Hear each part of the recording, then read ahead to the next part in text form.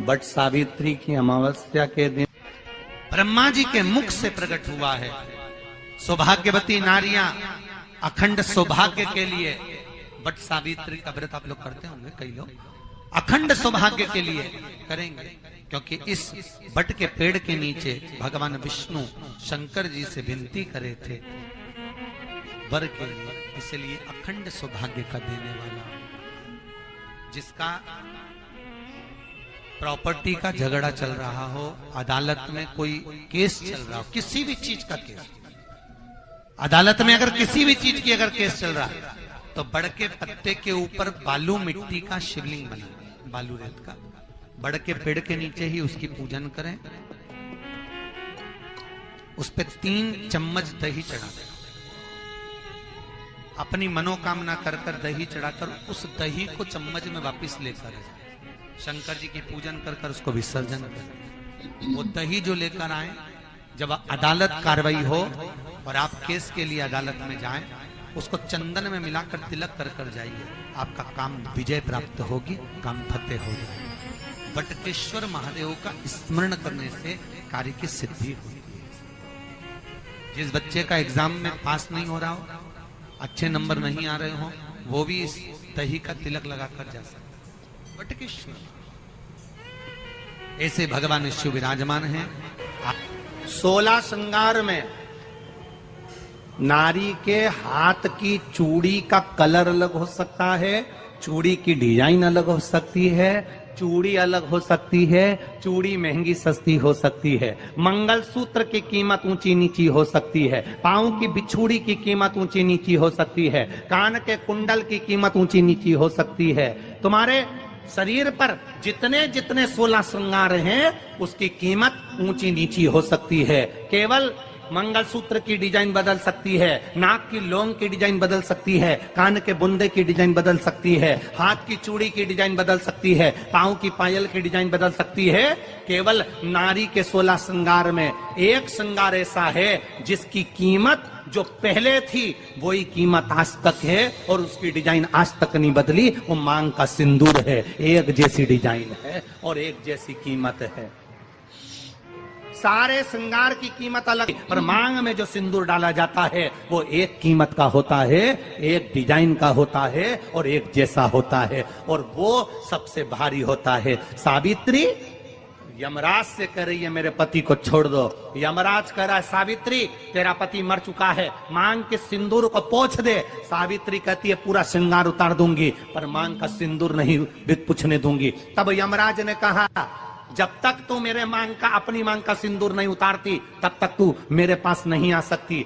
भगवान यमराज से सावित्री ने कह दिया मैं भी तुझे वचन देती हूं यमराज, मेरी मांग में जब तक सिंदूर है, जैसे सीता ने लाइन, लक्ष्मण जी ने लाइन खींच दी थी और सीता पार नहीं जा सकती थी, मैं भी तुझे वचन देती हूं जब तक नारी की मांग में सिंदूर है तब तक तू उसके पति को उसके सामने लेकर नहीं जा सकता, ये भी मैं तुझे कह देती हूं। यमराज भैंसे पर सवार होकर सत्यवान को लेकर जा रहा था, सावित्री से वचन पर वचन चल रहे थे, बड़ के पेड़ के नीचे छोड़कर आई। क्या चाहिए तुझको, क्या चाहिए तुझको, क्या दूं मैं तुझको, कुछ मांग ले मुझसे।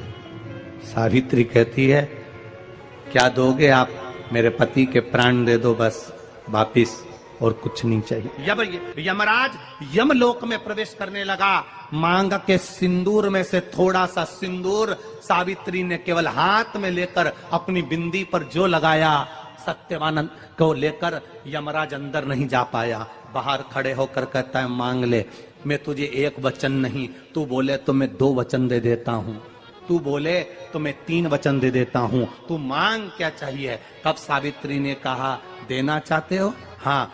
अब यमराज को लगा कि लालच में पड़ गई सावित्री, तब कहा पहला वचन दीजिए, मेरे अंधे सास ससुर के नेत्र वापिस आ जाएं। यमराज ने कहा तथास्तु।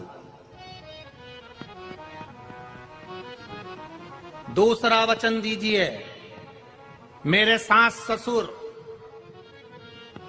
अपने पोता पोती का मुख देखें। यमराज ने कह दिया तथास्तु।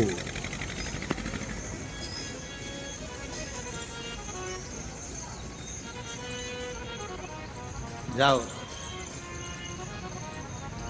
यमराज जाने लगे, फिर आग जलने लगी। कहने लगे अब मैं अंदर क्यों नहीं जा पा रहा हूं।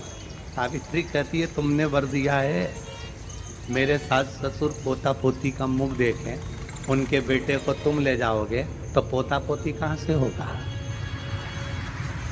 छोड़कर जाओ। लेकर आ गए। कर्जा मुक्ति के लिए सारे वृक्षों में अगर कोई श्रेष्ठ वृक्ष माना गया है तो वो बट का वृक्ष माना गया महाराज। इसलिए प्रशासनिक कार्य के लिए, मानसिक टेंशन में, परेशानियों में बटकेश्वर महादेव का स्मरण किया जाए। और यदि निवेदन करूंगा, बहुत ज़्यादा यदि आपको कर्जा हो गया है, बहुत ज़्यादा कर्जा हो गया और वो कर्जा चूक ही नहीं रहा, तो थोड़े दिन बड़ के पेड़ के नीचे आप बटकेश्वर महादेव के लिए 1 लोटा पानी, उसमें थोड़ा सा पिसा हुआ चावल पीस के गला लेना चावल को और पीस लेना, पीस के उस पानी में मिला लेना और मिलाकर उसमें थोड़ी सी हल्दी पिसी हुई डालकर बटकेश्वर महादेव के नाम से बड़ के पेड़ के नीचे अपनी कामना कर कर जो कर्जा हुआ है उस कर्जे का भान देते हुए, स्मरण देते हुए छोड़ दे। महाराज 2 या 3 सोमवार एक ही जगह पर करना।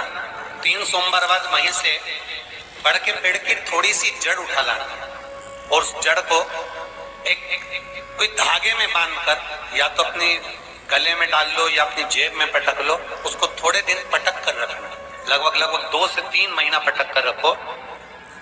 वो जड़ जैसे बड़ का पेड़ विस्तार होता है, पानी गिरे ना गिरे, जल वृष्टि हो ना हो, गर्मी पड़े ना पड़े, उसको कोई फर्क नहीं पड़ता। बड़ का वृक्ष आप रूप फैलता जाता, उसकी जड़ें अपने आप प्रबल होती है। उसी तरह ये बटकेश्वर महादेव कहीं से भी अगर जड़ आपके पास में रखी है 1 महीना, 2 महीना, 3 महीना तक, तो ये जड़ अपने आप लक्ष्मी को पकड़कर खींच कर लाती है और कर्जे से मुक्त कर देती है। बटकेश्वर महादेव महीने में 1 बार पानी के लोटे में, जल के पात्र में थोड़ा सा दूध डालकर, 5 काली मिर्ची डालकर शंकर को समर्पित करते रहो, तो जिंदगी में कभी घर के अंदर कोई बड़ी बीमारी प्रवेश नहीं कर सकती, कभी जिंदगी में नहीं आ सकती।